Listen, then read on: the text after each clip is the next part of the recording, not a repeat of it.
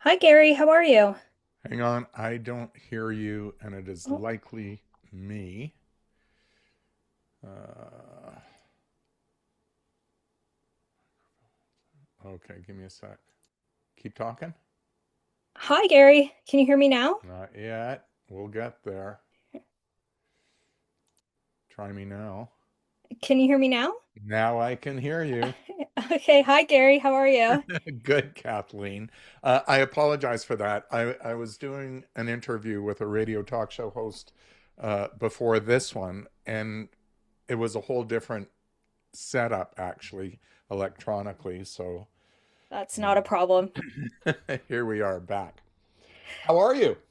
Good. Thank you again for agreeing to do this. Um, My yeah, my pleasure. I've been a social worker for more years than I can count, and over the years, particularly because of the internet, I get requests throughout pretty much North America um, from students, and it could be grade school, high school, college, university, and I've never said no. that's amazing because I know for myself it's really important to share my experience in what I do. So it's really nice to meet someone that shares that same value. So Yeah. You know that I'm recording. I record yes. pretty much all of my interviews. And you never know. Maybe it's a value. Maybe at the end of this, we say, hey, this is really good. We can post this. Or maybe, who the hell knows? Yeah, So, no, that's fine. great, great, great, great. I like to get that out of the way up front so that people see that we have permission. We're doing this transparently. Yeah, of course. So uh, you had sent me an email with a long list of questions. I have not read it uh, because it's your homework. It's not my homework. So, but I'm prepared to give you as much time as you need. Okay? Yeah, no, I just know some people like to see the questions in advance and kind of prepare. So I just wanted to Fair. offer that option. Um, that's totally okay if you haven't read them in advance. I have a couple of questions for you before we start. Sure. Where are you a social work student and what degree or diploma are you working on? Where are you at with that? Yeah, so I'll give you a bit of background first. Please.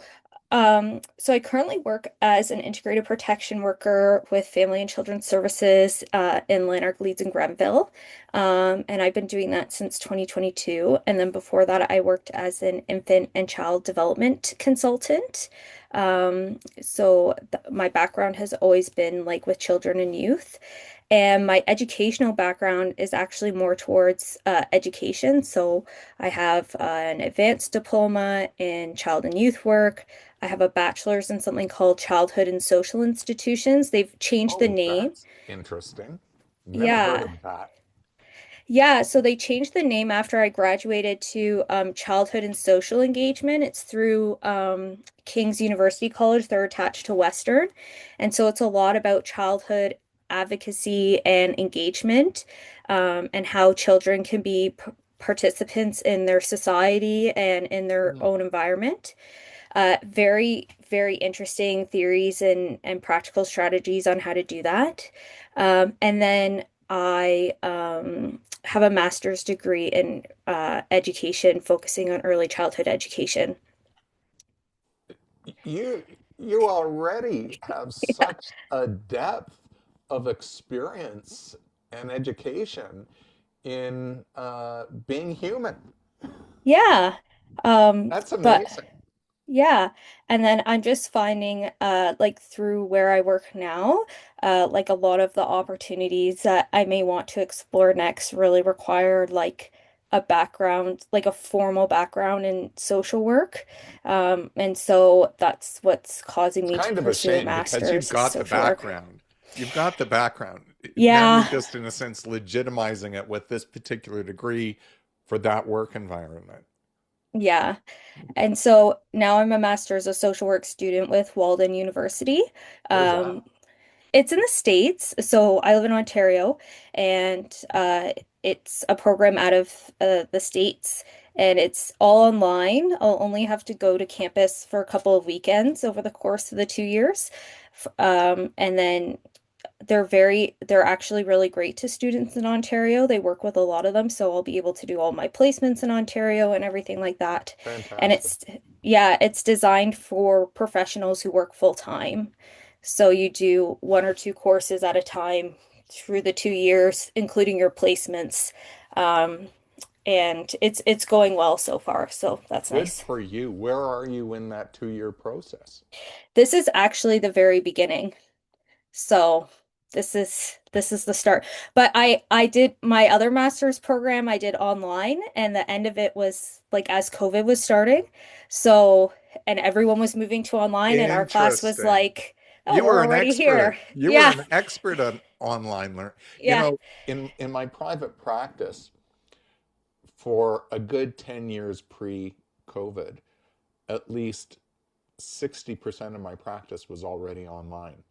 Yeah. So I was seeing everyone across the province.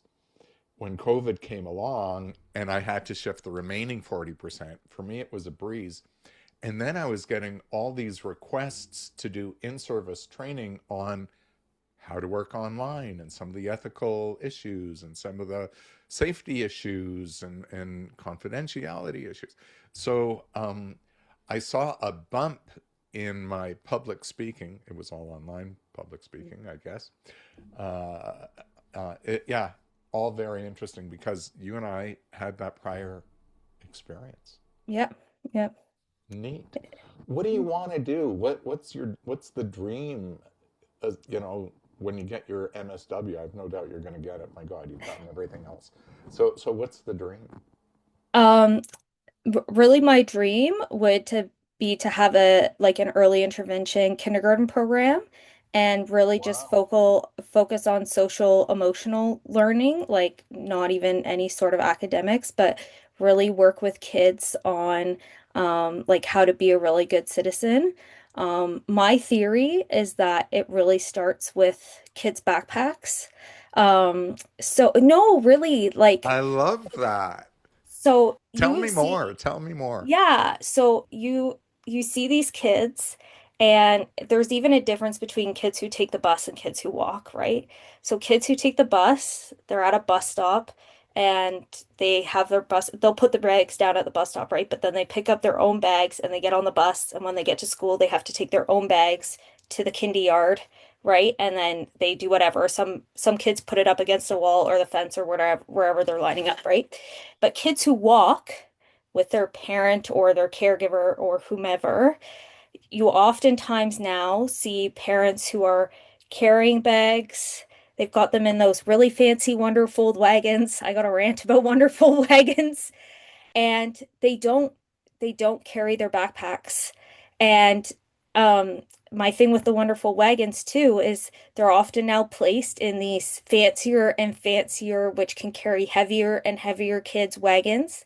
They're plopped in with a nice I after know. school snack and their iPad, and they don't even walk home. And so we're seeing this almost an epidemic of kids who don't walk. They don't walk home from bus stops, they don't walk home from school, and What a they don't brilliant carry their own backpack. observation. And really, in a kindergarten backpack is like a lunch kit, which is really not that heavy. Like a kiddie lunch kit is not heavy.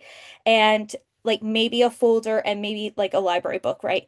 And these parents feel so obliged to carry the backpack. And you Well, as see it, soon right? as the The kid kids walk goes, out of the "Will you yard. carry this for me? I They, can't do it." Oh, fine, I'll do it They this time. don't even ask. They just Yeah. walk out and drop it, right? Or the parents go and they actively take it off their back, right? As soon as they're out of the yard. And my big thing with parents is like make your kid carry their bag. Like make the, and so like this kindergarten would really focus on like all of those skills, but also supporting the larger community. So having like a space in the center for like drop-in programs, having community partners come in to talk about, all those things that we do, like, early on support, like, how to cook healthy meals in the home. I saw a great program once about an Australian daycare that provides like family meals. at the end of the day 3 times a week, so families don't have to worry about cooking. They can just take the meal home and eat because they understand how busy families are with extracurriculars and things like that. Like I'd love to institute something like that as part of the program. So Um, you must be familiar, I think it's still running early years yeah, programs, yeah, yeah. but Our you, work does some work with early on. Yeah. yeah, so you're looking at that on steroids Hmm. with a much larger, yeah, much larger perspective. I'm a grandfather. Hmm. Um, in Jewish, we refer to me as Zeta or Zaidi, so I'm Zaidi, and three grandkids. Uh, they're all, 8, 6, and 3. We typically babysit on Fridays, and I love getting there early enough to take the two olders to daycare, not daycare, to what am I talking about? School. And we can't get out of the house without one of the two saying, "Will you carry my backpack?" Never. I'm like Hmm. you. It's I've been to school. I and it's not my lunch. And Yep. it ain't that, well, it's really funny because sometimes these kids have such big backpacks, Yeah. yet they're capable, right? When they're playing, they can carry anything. All of a sudden, they're going to school, they can't carry a backpack. Are you kidding me? But our grandkids do. They do carry their own backpacks. They do have those expectations, and as a result, they're not brats. They're not incapable. Yeah, so I and all the other things you're saying, I absolutely see walking our grands to school. I remember not too long ago seeing that wagon, and these kids had to have been in grade 3 or 4. It's like, are you? And the parent is working, working, working. Are you, like, your kids can walk, for goodness sakes? What are what are they learning Hmm. just by this life experience? There's no responsibility. There's no self-care. There's no it's I can put my burden on others. Um, I worry for these kids. I worry for the parents. In my practice over the years, I've seen parents whose children are now in their 20s saying, "How do I get them out of the home?"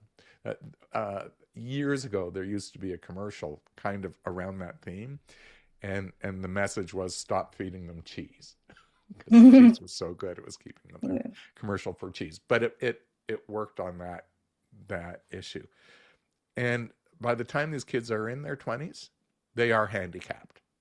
They are absolutely socially handicapped. The parents are hamstrung, and sometimes the pushback from that adult child escalates to violence now to keep the parent in their place. And so I like how you're saying it kind of starts with the backpack. For me, when I used to do workshops on this, I said it starts when you're feeding the child. That infant come toddler, who holds the spoon? Let them hold the spoon. So what if they don't get the mash always in their mouth? You can give them a nappy and they can wipe themselves. Like, they can start taking that responsibilities from the get-go. Mhm. And they have to be allowed to get messy too. Like that Yeah, sensory input is really important for them. And so yeah. I remember working with some families and we had to really work with them on allowing their child to be messy at meal times because some parents, it's it's the cleaning up that's a lot for them, right? And you really have to work with them on, well, if it's not going to be at mealtime, like what time in the day are we And going let to the allow kid them to clean be it up. messy? Who Yeah. cares if it takes a minute or a half hour for the kid to do it? Yeah. And there's a natural consequence in that as well. I Hmm. mean, the more the kid has to clean up after themselves, the tidier they're going to be because they don't necessarily like the activity, Yep. right? So Yep. that's where learning comes from. It's so delightful chatting with you. Okay, I have a sense of who you are, where you're coming from. Uh, you're actually very high level with your knowledge base already. I really admire that. Fire away. How can I help you? What do you need to pick my brain for? They're actually just some pretty basic questions, and I think we've already begun to start talking about some of them, so that's really great. But so basically, just like based on your mission and services, how would you describe the overall purpose and impact of your work in the community? In the community or whatever I do, it's helping Hmm. people to get along and helping people feel better about themselves. That's it. That's it. Helping people to get along, helping people to feel better about themselves. That's what I have done throughout my career and just as a person continue to do. Hmm. I know you're retired now, which is nice. My dad lives with me and he's like semi-retired and he really enjoys that and having some more like flexibility in his day. So like can you describe like what your role is looking more like now and what a typical week would look like for you? I know you just said you were on a radio show this morning. That's pretty neat. Not everyone can say that these days. So, early in my career, I courted the media. I went after radio, TV, and television, recognizing it's a good way to get positive messages out, and it was also good for my private practice, getting people to know me, that I don't have two heads, four eyes, whatever. And I continue, because of that work, I continue to be asked for interviews. There's one radio show that's across Canada on, I don't know if it's the Bell or the Chorus. I don't even pay attention to where it's being broadcast anymore. But I'm a regular weekly um, talking head on that radio show with David Cooper. Great guy. He's Canadian, happens to live in New York, and is doing this radio show for Canada. So that is something that I do on a weekly basis. I also volunteer. Um, I've almost always volunteered. At this point, it is at South Lake Health. That is the regional hospital in Newmarket.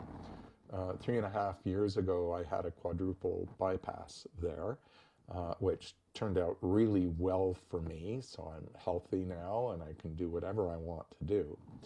Uh, but the hospital was great. I had such positive experience. I wanted to give back. So I volunteered there, not with patients though.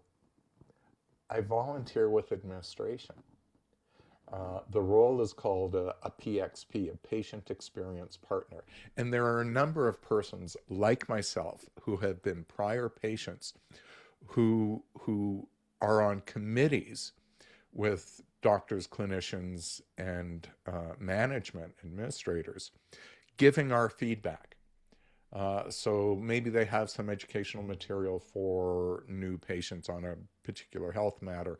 We'll review it to make sure it's patient friendly, to make sure it's inclusive, to make sure that the language is comprehensible enough to persons whose language may not, whose for whom English may not be a first language, for whom their level of education may not understand some of the phrasing words, vocabulary.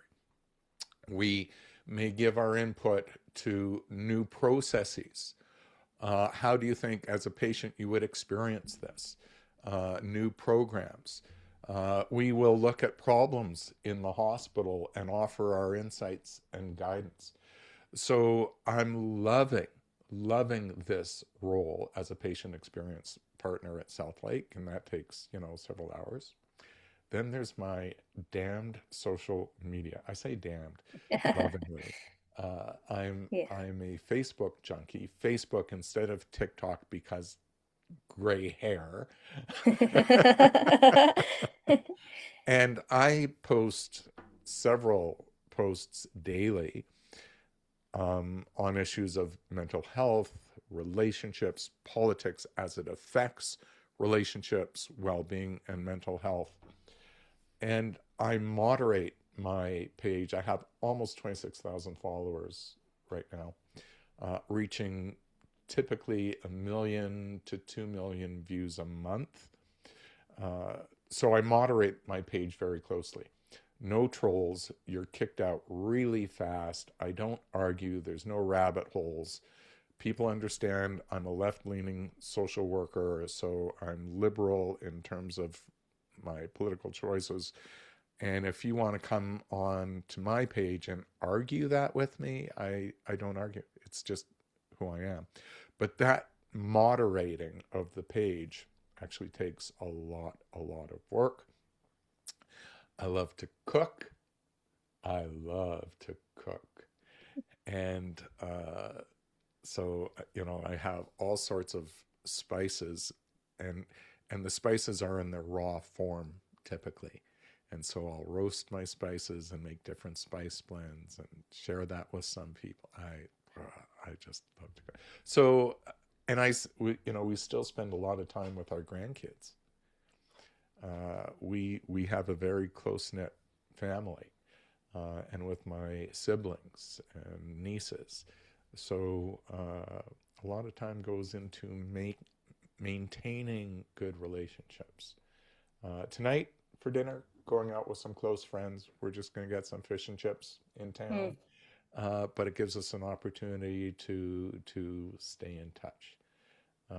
This is my life, and I love it. And doing this interview with you. Are you kidding me? This is golden. Love this too. That's great. I really like how you talked about like your volunteering, but like also the social media. And like how you mentioned that you're very open about being a left-leaning social worker Yeah. and how you don't argue with people. I saw that on your page and hence why I reached out to you because I found that I Yeah. was really resonating with your page. And It I has to re be a safe spot, Yep. and it has to be inclusive. Hmm. And if you want it to be safe, you really got to moderate closely. Yep. And if through the comments some people sometimes start chirping on each other, I will jump in or I'll delete the whole chain. I won't Hmm. necessarily block these persons, but by the time I've deleted the whole chain, they get the message. This is getting nasty, and that's not, it's just not going to fly on my page. Yeah. Yeah. Reasonable discourse. And even somebody commented just a couple of days ago, because a fellow and I were talking about politics. We have a similar view, but not it's not a one-to-one mapping. And he expressed an opinion that he expressed it reasonably. The opinion was reasonable. It was fact-based. And even with facts, you can have different perspective on what you want Yeah. to do about it. And so we had just a little bit back and forth, and then somebody commented that, wow, they're not used to seeing respectful dialogue. That's what we do. Yeah.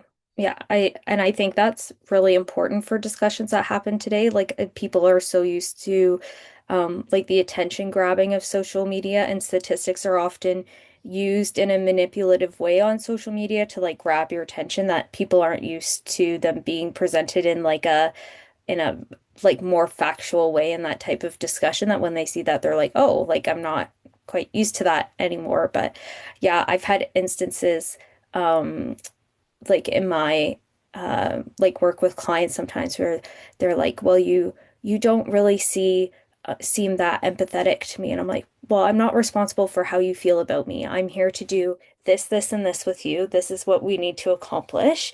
And we can either do that or we can do this, right? Like, Boy, do and I'm you and also I not a read mind from the reader. you and I read from Like, the same songbook. yeah, yeah, I'm not, oh, how does that make you feel? No, yeah, these are the yeah, skills you're no, going to need to acquire if you want to manage X, Y, and Z. It's yeah, not that I don't feel for you, but yeah, I'm not going to go down that emotional yeah. rabbit hole because there's no Yeah. benefit No, and it's often frequently. like as they're bawling or like I really like I don't like post-separation conflict because it's like I just need both of you to grow up. Like I really need both of you to grow up and put your kid first. There's a book that was written by a Canadian judge called Tug of War. Oh I yeah, know Harvey you've Brownstone, wonderful yes. guy, great Yes, guy. great book. And like I literally have copies of his top 10 suggestions for put and like literally every time I see separated parents, I'm like, here. take these, use them in your daily life. Like your child needs you to make better decisions. Like stop not putting them first. Like you need to do decisions that are in your child's best interest, not your own. Stop. Yeah, yeah. Stop this. Stop this. So I had to offer one time, like this is how ridiculous it gets sometimes. I uh, the child had to be baptized to go to Catholic school, right? Like Catholic schools still require baptized children. And the one parent was really upset because I guess the other parent lied to the priest about the godparents. And at that point, I had been in the home for 3 hours. It's like 8 o'clock at night. I'm like, do you want me to call the priest and like ask about a second set of godparents? I'll do that. Like to end this, like I will do that. And I offered, and they took me up on that offer. So now I need to write a letter to the Pope about canon law because I hadn't been to church in so long. I forgot that canon law was that you only get one set of godparents. So the Pope and I need to have some words because it's 2026 and you know, I think You it's know, okay if there's two sets of godparents. I love that you can be in control without being controlling. Yeah. Do you want me to call your priest? Oh, Yeah. okay, then we can do that. Like, and it's solution focused. Let's get out of the he said, she said, or she said, she said, or he said, he said. Let's get out of that. And how are we going to resolve this? Yeah. Yeah. Yeah. And I find, you know, some social workers are very like, you know, especially like in child welfare are like, well, the family should be doing this and the family should be doing this. And I get that to an extent. And I do push my families to do whatever they can on their own. But we're there in their home for a reason. And Yes. that can Yes. be They don't very all have traumatic. capacity. Yeah. They Yeah. just don't. And truly, some people don't know what to do differently.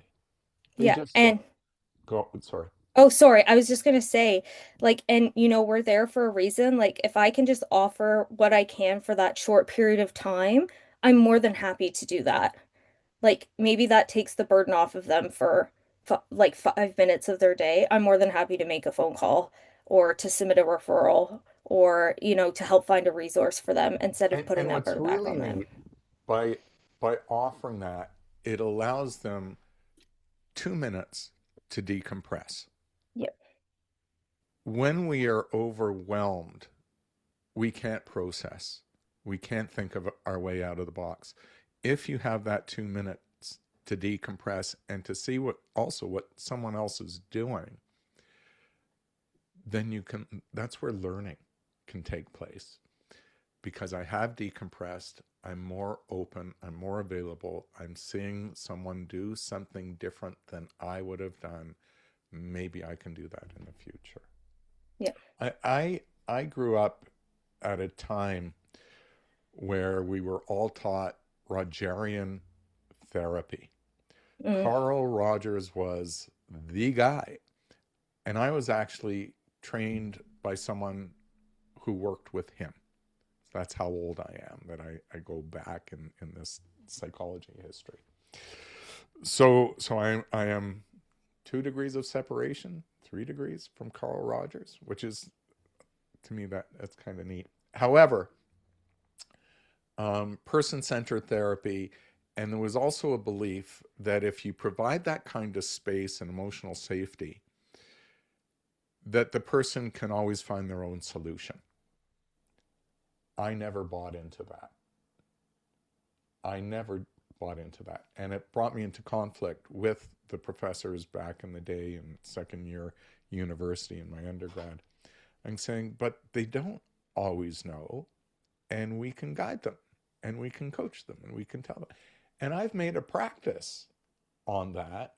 And as a result, my learning experience is that in behavior terms, we talk about model, lead, test. Show them what to do, lead them through it, see if they can do it on their own. Hmm. It is a coaching, teaching role, yet with a broad understanding of how does this affect the family system, who is doing what needs to change, but we inject some of the skill set that may be necessary to facilitate that. Not everyone takes that perspective. That's been mine. Yeah. We we use signs of safety, and I'm not the biggest fan of it either. I think it's a really good model to help explain like why we're involved and what we need to be seeing to get out. But the in between is really missing, and there's not actually a lot of academic research behind it to show why it's an effective model. And everyone can do it differently, so you couldn't actually get that academic research behind it. Yeah. Um, so that's my issue with signs of safety, but I do think things like danger statements and safety goals and signs of safety are a really good plain language way to explain to a family why we're there and what we need to be seeing. Other than that, it's not consistent enough. Mm. Like even if you had 10 families who were experiencing intimate partner violence, um, each family would have 10, like you would have 10 different ways to show the intimate partner violence in the home, even if it was the exact same way they were all experiencing that intimate partner violence. So it's not consistent. That's my issue with it. So that model led um, test sounds much more consistent. So Model lead test, model lead. model lead test, yeah. Yeah. Model lead It's test, an yeah. old behavioral strategy. I learned that one in the early 80s. Wow. Yeah, and it still has agency today. Hmm. Any other questions for me? I don't know. You had a long list in the email, and I'm just waxing on here. That's okay. What inspired you to pursue social work? Funny story. I got my specialized honors being in psychology. I wanted to become a psychologist. I applied to 5 graduate schools of psychology, and I was rejected at all 5. Boom. That ended that. I'm now working as a child and youth worker, a child care worker at a children's mental health center in Toronto. Huge, huge place, Thistletown Regional Center. I'm in one of the group homes on the campus and working with kids who are diagnosed as autistic, developmentally delayed, brain injured, and as a result, behavior issues. These kids are, I think, at that point, age 11 to 14 ish. All of them violent, violent, violent, violent. And after a week or two there, in walks this woman to see how things are going, and I hadn't seen her before, so I asked, who are you, and what are you doing here, and what do you do? And she said, I'm the social worker. Honestly, Kathleen, I'd never heard of social work before in my life. So I'm in my young 20s, never heard of this. That's, what do you do as a social? And social work is actually really broad, really varied. So I learned her slice of it, and she very proudly says, "Well, I do the marital and family therapy." And I'm thinking, that's why I wanted to get into psychology, and you can do it through this thing called social work. So I pressed her for a lot more information, and she was lovely, and very supportive and very forthcoming. So I applied to U of T, Faculty of Social Work, School of Social Work rather, and I got a conditional acceptance. I didn't have a undergrad course in Canadian political science, which was one of the prerequisites. So I went back to York where I got my BA, and I enrolled in a summer school course in Canadian Poli Sci. And I got to tell you, I didn't know what the hell was happening in my first and second class, and you needed a B plus to pass. I knew that I wouldn't get it. So I went and I spoke with the professor, and I explained my situation and that I haven't a clue what he's talking. Marxist this, Leninist that. I was expecting to hear this is the House of Commons. Here's how many political parties we have. There's so many seats in the like I was Yeah. expecting politics 101. Yeah. so I asked him if we could switch up the assignments that he had provided, if I could do something from a social work political policy, Canadian policy perspective. And he was gracious. He met me halfway. He said, sure, but you still have to sit the final exam. You still got to read all the books and you still got to show up for classes. I did all of that, sat the final exam.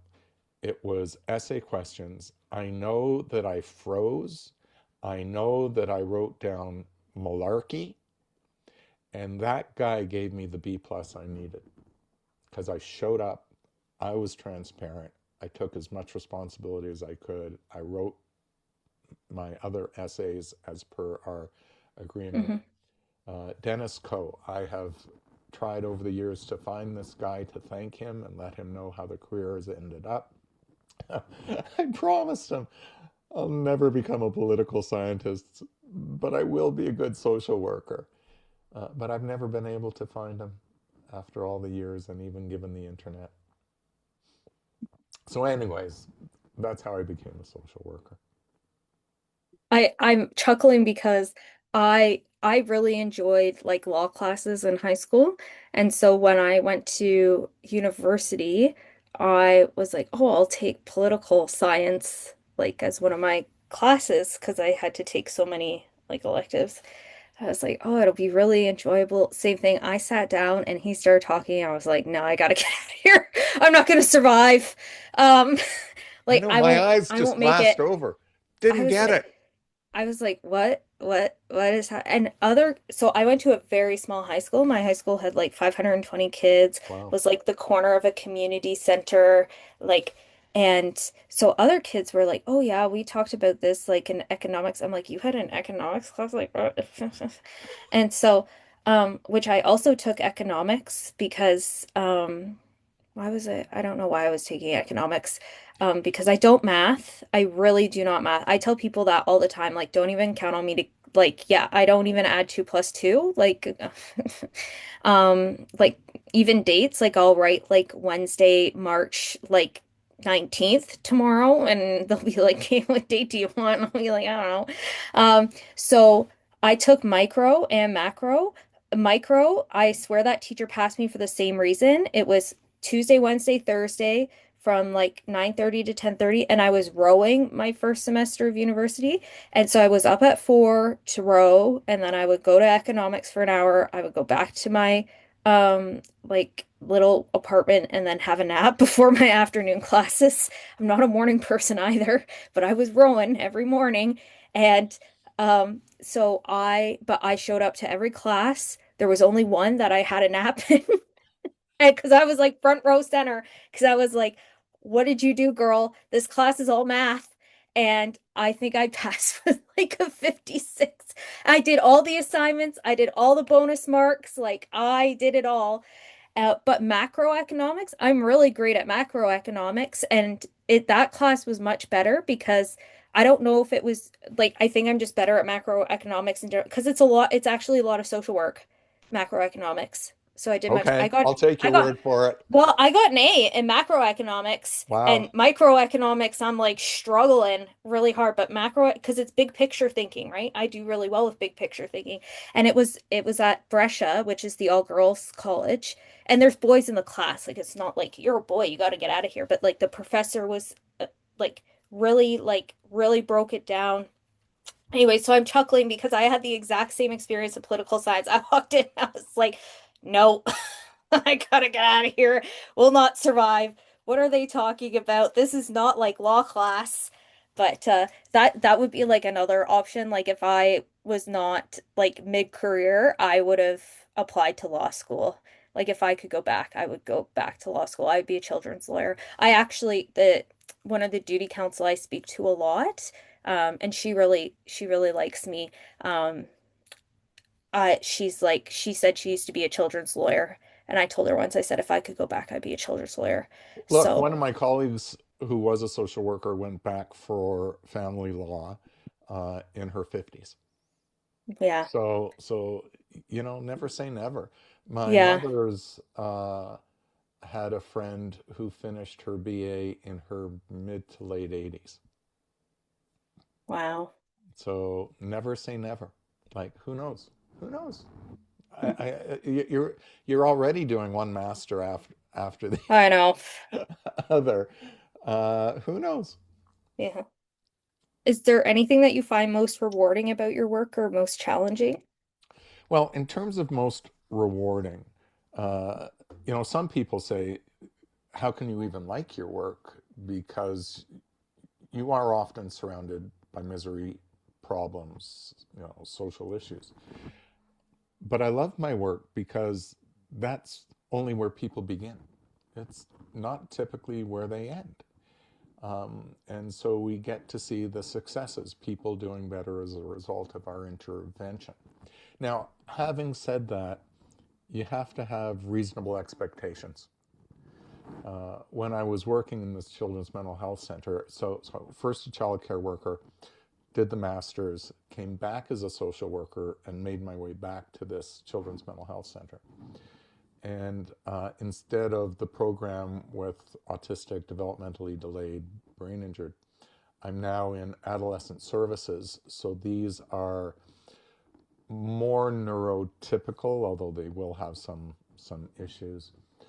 Uh, but they were all violent. That was a precondition to being Hmm. at this particular center, as well as an unsuccessful prior treatment history.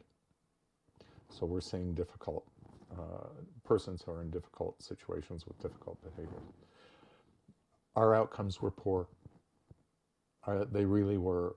You know, we'd help a few, but not necessarily helpful to everyone. We weren't helpful to everyone. And I remember lamenting that one day. Like, why are we doing this? Like, we're barely making a dent in some of the kids' lives that we're serving.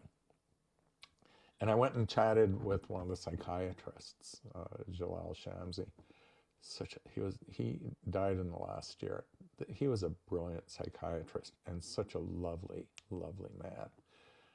He said, our work is kind of like fishing. You cast, you cast, you cast, and you hope to catch one or two, but the rest get away. And we're doing it for the one or two. And that was my therapy.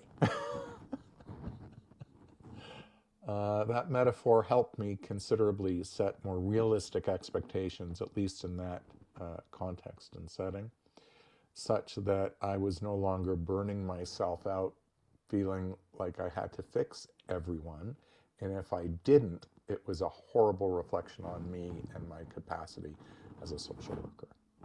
So we do have to have reasonable expectations, but I love the work because every now and again we catch a few and we make a big difference.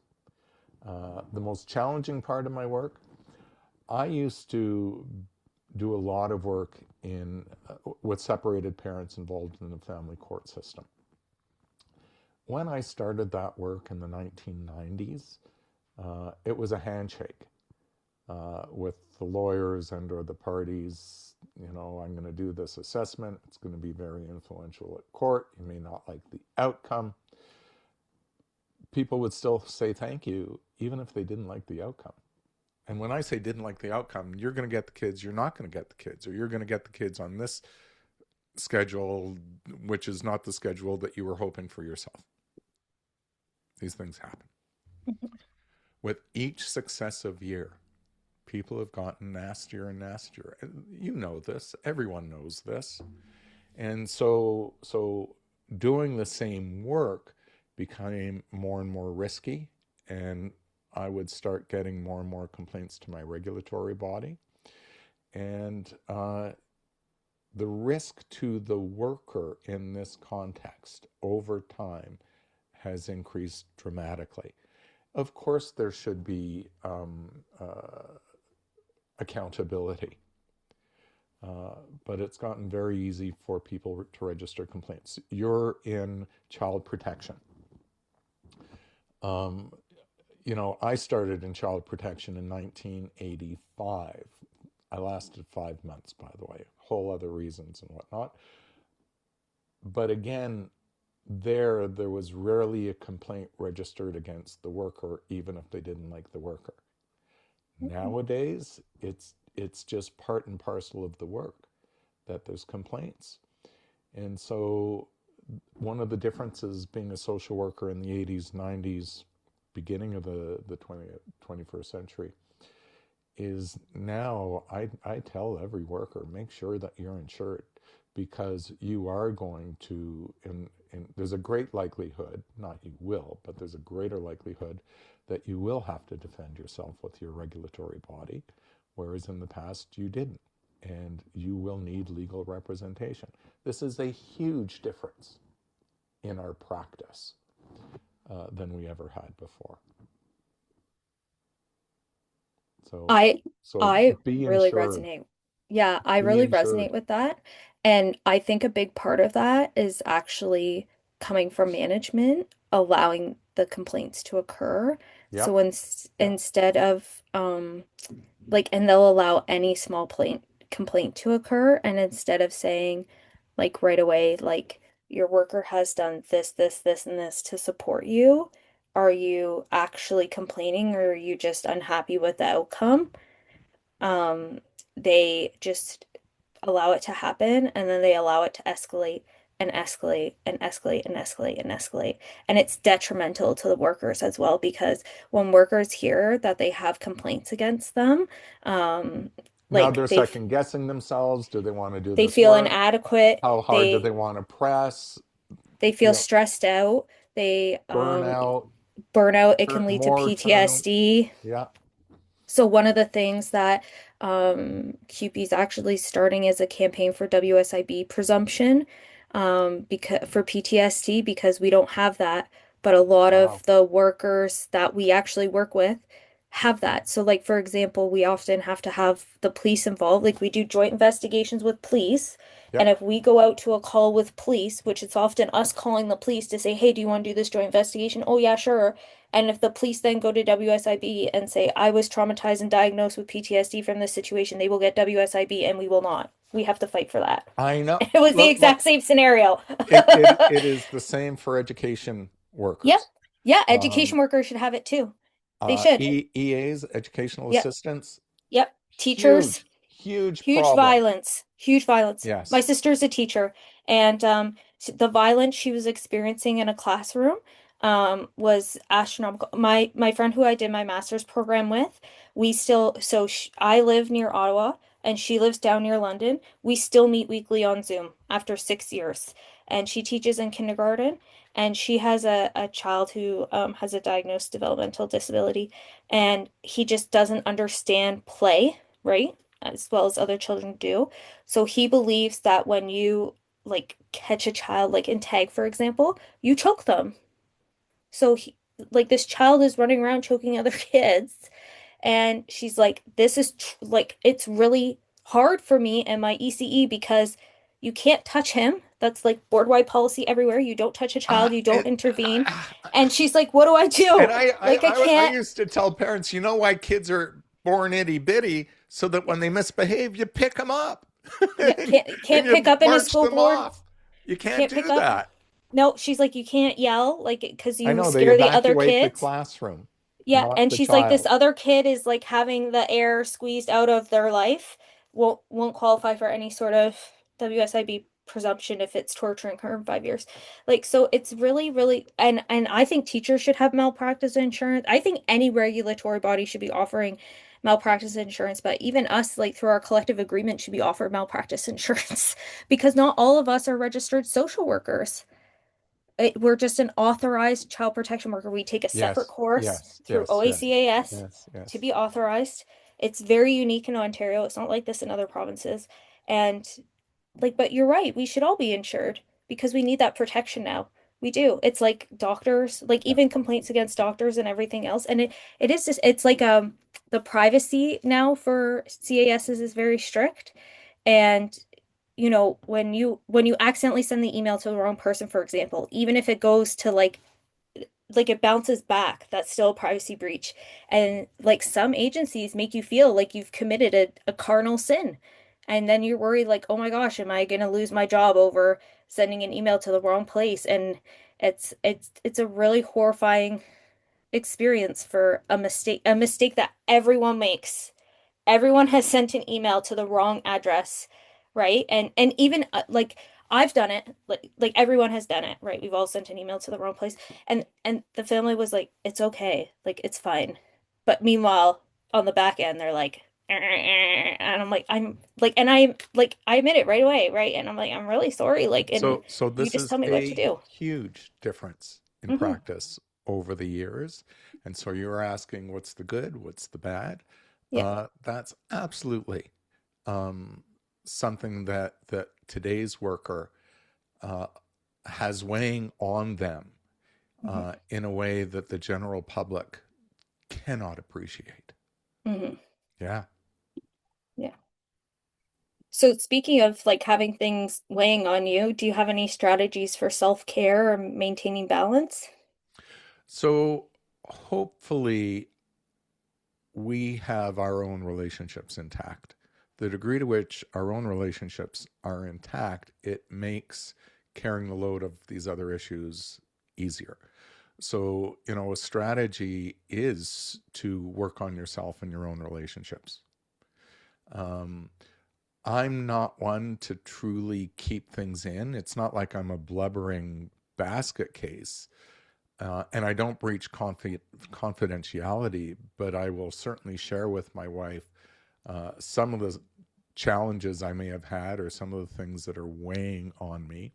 Now, interestingly enough, I don't share everything with her because she is not a social worker. She is not a trained mental health professional. She does my books, she manages the back end of my practice. And I don't want her to have vicarious traumatization, the result of some of the things that I could tell her.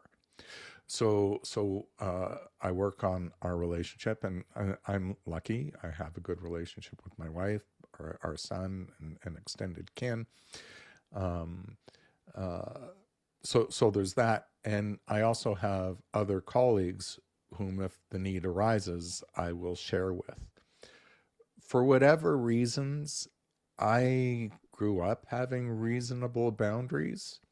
So I'm able to also compartmentalize in a good way, like, this is your shit, this is my shit. And I'm going to worry and be concerned about you, but I'm going to sleep tonight as well. Okay. So knowing what's mine, knowing what isn't mine, I have a responsibility to help you. It's a big responsibility, but you had better meet me halfway. And if you don't meet me halfway, it's I can't help you. That is a lot for um, a novice social worker to recognize.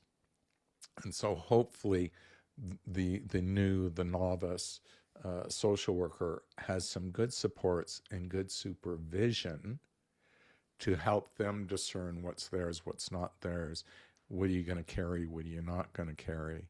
How are we going to problem solve this? How are we going to use this as a learning experience for you? I was fortunate when I worked at Thistletown Regional Center. We had fabulous supervision and support. Social services have been decimated over the years, and particularly more so here in Ontario under the Doug Ford regime. I use that word Good old Dofo. purpose purposely. Um, and so I worry about today's service providers. Child protection agencies in Ontario have been decimated, so there's greater stress on workers and supervisors to do more with way less, and also that greater accountability and greater likelihood of complaints at the same time. So, to survive, take care of yourself. Please resist drugs and alcohol. Please resist, because it is a false help if you think that is helping you. It isn't. Exercise, eating well, and good relationships, clean living, as you know, those are the some of the best strategies. And remembering what's yours and not yours. and hopefully you Mhm. have good supervision. These are Mhm. the these are the strategies for managing the stressors of the job. Yeah, I was chuckling again because like it's once again so relatable. So one of our offices, they have a Wednesday at lunchtime. Well, in the calendar it goes in as Stitch and Itch, but it's the Stitch and Bitch Club, Yeah, and they've been hand crocheting blankets. That's been their cool. latest thing. Yeah, and then but you can really bring any craft you want or you can just come like crafting is not an obligatory part of the hour. And people just come and they just, have lunch and chat, right? And it's just like a great way to A, bring people together and B, like, kind of have that, kind of support right from your colleagues. And so that's been coming back because it originally started at another office that got moved over, so they kind of brought that tradition with them. And I think, That's awesome. yeah, having some traditions in the office too is kind of a fun way to kind of have some relationships with colleagues. And um you said something else too. Oh, like, what shit is mine and what shit is yours.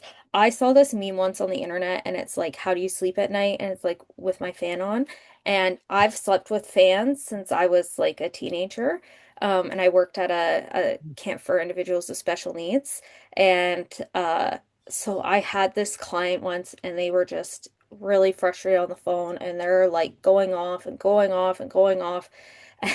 At one point they were like, how do you sleep at night? And I really had to stop myself from just going with my fan on. Because, like,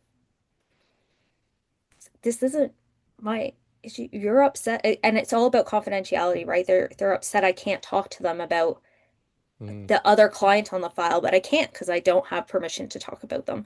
And I just had to keep saying that I don't have permission to talk to you about this. And you know this because we've talked about it several times now. And so I'm just calmly reiterating this, and they're getting more and more frustrated. And I'm just sitting there cool as a cucumber. And how do you sleep at night? I really had to stop myself. So it was just like a little moment of a chuckle because I was like, yeah, this isn't mine to deal with. But other workers get really, really upset uh, Yes, with those phone yes, calls, especially new workers, yes. because once again, it's that fear, right? Oh, now they're gonna call and complain, or now It's they're gonna my do this, or now, responsibility. It's yeah, yeah, the client can put that on the worker. It's your job not to take it on. yeah, yeah. You And know, and in this instance, this is what I can do. yeah, These are the things that I have available to me, and I will marshal them as best I can. yeah, Meet me halfway. You have to do something too. yeah, Otherwise, I can't be as helpful yeah, as I'd like to be. yeah, There's that old joke, dear God, make me a millionaire. Dear God, make me a millionaire. Dear God, make me a millionaire. Now the person hears a crack of thunder and the Lord speaks down, I'd love to make you a millionaire. Would you buy a ticket? Meet me yeah, halfway, right? yeah, Uh, yeah, yeah, or, I prayed and prayed and prayed, and the floodwaters kept coming. And when the canoe came, I said, "It's okay. The Lord is going to save me." And then the helicopter came, and I shoved it off, said, "The Lord is going to save." But the floodwaters overcame me, and Lord, why didn't you save me? Who do you think sent the yeah, the canoe, the canoe, helicopter, the rescue people? Like, come on, meet me halfway. yeah, yeah, So not everyone is good at taking responsibility and or setting boundaries. And those are skills to practice. They're just skills to practice. I think that was all of my questions. I don't know if you have any other questions for me. As we were talking about these things and boundaries, um, I'll let you know one particular boundary that I, in a sense, broke. I I would meet with many persons in my practice who have had truly awful traumas in their lives. And it wasn't uncommon for me to be the first person that they would disclose it to. One of the reasons I would be the first person they would disclose it to is because I ask directly about these kinds of things. Have you ever been touched in a way that's made you feel uncomfortable? Mhm. That's a big one. And people cannot not communicate. So some would go, okay, you know something's there, right? Others would say, well, I don't know if I'm ready to talk about it. Others would, so I would certainly let people know that I'm a good person to talk about this with. You're not going to overwhelm me. You're not going to scare me. I can kind of take it, and I'm not going to think any less of you. And if I may, I would like to ask you some more questions. You only have to answer what you want to answer. And I would go there and we'd pull on that thread, which is contrary to many other social workers or therapists thinking that you create a safe space and people will walk into that and naturally disclose over time. My thinking is, some of these things are so scary for people or they feel shameful about that they'll never disclose no matter how safe an environment you provide. So for me, I signal it's a safe environment because I ask the questions, because I go there. So I get a lot of first disclosures. For a few of those persons in my practice, um, it is overwhelming. And I do concern myself for PTSD. And because we're now talking about that, I concern myself for flashbacks and being overwhelmed and nightmares. So, on occasion, I have given clients permission to phone me day or night, particularly through the night. If you wake up and you're having a nightmare and you need to feel safe again, phone me because we've opened up all of this morning, this afternoon. You may find it intruding on your sleep. 40 some odd years of practice, no one's ever phoned me. In a follow up meeting with those same clients, I've said, you didn't phone me, but that doesn't mean that you slept well through the night. How have you been? And they would invariably tell me that my having given permission for them to call got them through. So, you know, this thing about boundaries, we want to watch how we use them as well. And sometimes we can use them therapeutically to let them down. I'm providing you a high level, I think, of intervention and thinking about this. This isn't something that I really have talked through as a strategy and a thing that we do with my colleagues. I don't know if it's unique to me that I would do this. Uh, um, but, sometimes we can extend ourselves beyond what seems the norm, letting somebody call you day or night. Now, you got to be careful not to fall into a trap where you're enabling and always letting somebody to intrude on your life with anything. So it's a very particular kind of intervention. Uh, on one occasion in my practice, had this fellow. He was he was big at 14. He was 6'2" or 3, wore a size 14 shoe, and that was the reason he wasn't getting to school. He didn't have shoes. I contacted a shoe importing company, explained the situation, uh, and they delivered me a couple size 14s. You know, what's the intervention? I can do therapy till I'm blue in the face with this Mhm. kid. It's not going to get into school if he doesn't have shoes. So we look at these boundaries, but we also look at problem solving and how do I use myself to meet this person's needs.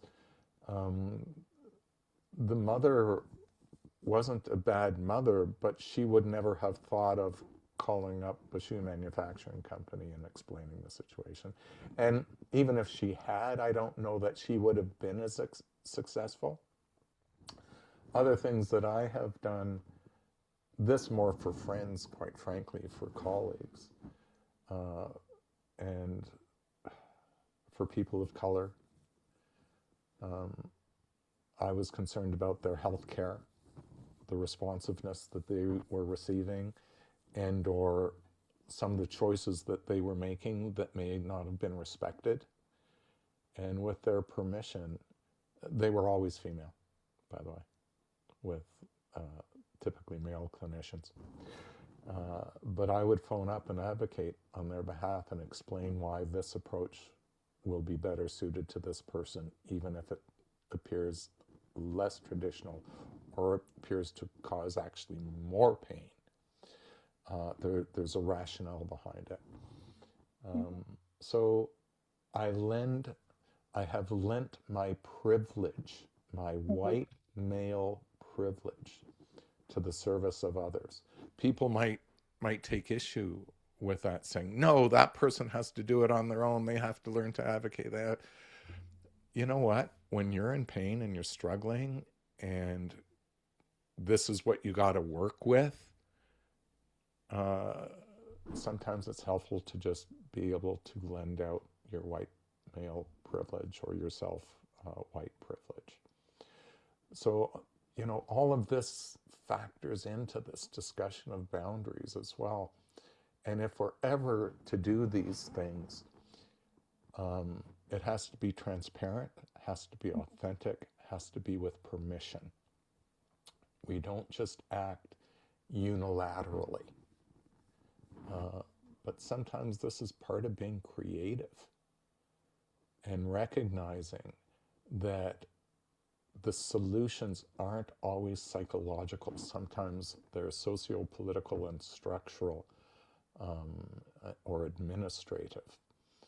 Um, it takes a lot to think out of that box and manage yourself such that you don't necessarily get into trouble for doing it, be that from a regulatory body or an agency or who knows what.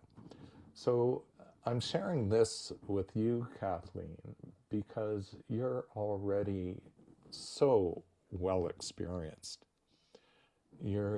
You are already operating from quite a depth of knowledge, experience, and practice. Um, so hopefully this informs your practice as you go forward with whatever you choose to do, which might be law one day as well. I I um I say to my clients like I can be very annoying. Like I may not be able to move the mountain, but I can definitely kick at the side of it until a rock falls. And Oh, I love so that. yeah, yeah, you can use that. It's kind of like my little saying. And so part of our job is to do after hours, and I really like after hours. So when I do after hours, like my phone is on for a whole week. So Friday afternoon until 4:30 until the next Friday at 8:30 a.m. And I'll tell the families that I see, like I'm on, they know I work after hours, like the families, like my ongoing families. And then if I pick up an investigation, I'll let the family know. I'll be like, my cell phone is now on until X date at 8:30 a.m. Like if you have anything that you need this week, just call me because they tend to have my cell phone number anyways and they'll text me and stuff. I'll let them know you can just call me this week because to be honest, if you call the after hours number, it's coming to me anyways. So it just doesn't make sense. So this week you get more of me and they know that. And they know too, like it's better to email me because like sometimes after hours doesn't let regular calls through. It's supposed to be an emergency, right? So I'm like, if you email me, I'll definitely see it in the morning, right? So like we go through all the strategies of the best ways to get a hold of me. So, and I'm on after hours quite a bit because I like it so much. So sometimes my clients are luckier than others because they kind of get some more access to me than they would if they had another worker because I do that. But other workers are like, no. Like, don't. But like for me, it's okay because my phone's gonna ring anyways, or like I'm gonna hear the text message anyways because my phone's already on, and I'll have to check it to make sure it's not like a page or an out. So I'll just respond to it because otherwise I'll see it and I'll put my phone down and then the next day I'll be like, oh, right? And I don't want to do that. So I totally get the boundary thing. And and it actually worked out one year. And unfortunately, I had to do a removal, and I somehow ended up on after hours like 3 or 4 weeks in a row. It was really weird how that happened, but it actually showed why that worked really well because the family essentially had very intensive support for 4 weeks, and that ended up being really, really important. So I totally get where you're coming from with that. And it's yeah, it's really and like same thing with the providing some I tell my clients sometimes just call this number and act really dumb. And I tell them like don't be afraid of it. I do it too.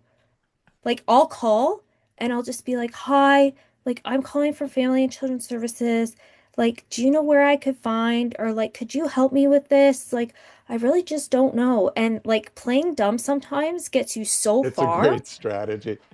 Yeah, and I'm like if they say no, just say, "Do you know someone who could help then?" Like I'm serious. Play as dumb as a stump.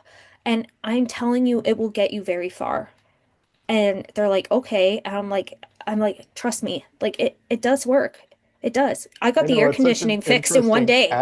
advocacy Yeah, technique. yeah, You set yourself up to be rescued. yeah, yeah. Especially as a professional, it's surprising how well that works, right? And it's actually kind of like a trauma response to act dumb, but it like to be rescued, right? And so when you're But a you can use family, it meaningfully and yeah, strategically too. yeah, and it's like for families, they see this professional coming into their home, right? And they're struggling, and then the worker is saying to them, "Play dumb." That's why they get kind of taken aback. But then they see it work and they're like, "Oh, you're like telling me to be rescued when you don't want me to be rescued anymore." Like it takes them a second to get it, but then they realize when it works and when it doesn't. You teach them when to use it. So, yeah. Like especially for example, our county has something called Housing Assistance Program. It provides $1,500 a year for bill arrears or grocery gift cards, gas gift cards, which is like really big the last few couple of weeks, or they'll pay futures on wood so you can get wood for next winter, Oh, right? And wow. yeah, like it's a really nice program. It renews every fiscal year. So like April 1st. So this month we try to get as many of our families to apply as we can because they really give out the money in March because if they don't use it, they lose it for next year. And so we tell them like this is a program you call and play dumb, right? You're like, "Hi, can you help me?" Like da da da da da da da da. Because if you don't have any arrears, that's when you get the gift cards or the futures on woods, or like they'll pay for propane. Like propane's another big one in rural nowhere, right? They'll pay you a Yep, future on yep, propane. yep, yep. So like this is the time of year where you really help clients get set up for next year and people think it's an odd time of year, but it's not. It's because it's a fiscal year, not like a calendar year. So yeah, it's really interesting some of the strategies we do employ. But yeah, I tell clients all the time, like I may not be able to move your mountain, but I'll kick at the side of it until a rock falls. Like I will. I can be that annoying. So like I'm here to help you. In the end, like I want to Yes. be out of Yeah, your house. I yeah. want to help you. So yeah. It's weird. We're always trying to work our way out of a job. Yeah. Yes. So, let me ask you maybe a closing question for me. Um, what, if anything, did you get out of our conversation today? I'm really glad we had this conversation today. It's really nice to meet another like fellow social worker who really shares like some of the same values as you. And I really, really learned a lot from you, especially like to know that you worked like in like Thornhill, like that institution in Toronto. I tell people about some of those places and people didn't Thistletown. even know Yeah, that yeah, Thistletown, Thistletown. sorry. Yeah. I get it I lived confused in with like Thornhill for a Thornhill. while, but yeah. Yes. Yeah. But like I talk to people and some people don't even realize like those places existed. Um and so just to know that someone had that experience and like just, to come about social work. Like I also didn't know that social work existed when I went to university, and then I came Mm, upon it and I was like, yeah, that's actually what I've wanted to do my whole life. Like I've worked with children who have had disabilities since I was like probably in the eighth grade. I used to help with the kids at recess, and then mm. I went and started working at Bellwood. I worked there for 10 years, 10 summers. And I would literally leave the day after school ended, and I would work until Labor Day weekend, and I'd go back to school, and I did that for 10 years. And yeah, then I still work in respite as a second job just to kind of keep that up. And yeah, now I've worked in infant and child development consulting and now this. And I really, really love my job in terms of being like that resource and support to families. Of course, there are parts of my job that, are not fun. I say that about child protection because it's true. Like, no one wants to be removing children from their family. But like, I really, really enjoy my job in terms of like that service coordination piece, and being able to support families where they're at. And like I said, I really resonate with your work, and I'm really glad that we were able to have a chat more about it. And I just really like hearing your stories and your experience over time. Like, I just really, really feel like you've been able to contribute a lot to the profession, and I'm I'm just really glad we were able to meet today. Great. Um, I'm glad we recorded this. Hmm. I think I think we had a great conversation. I think you did a great interview.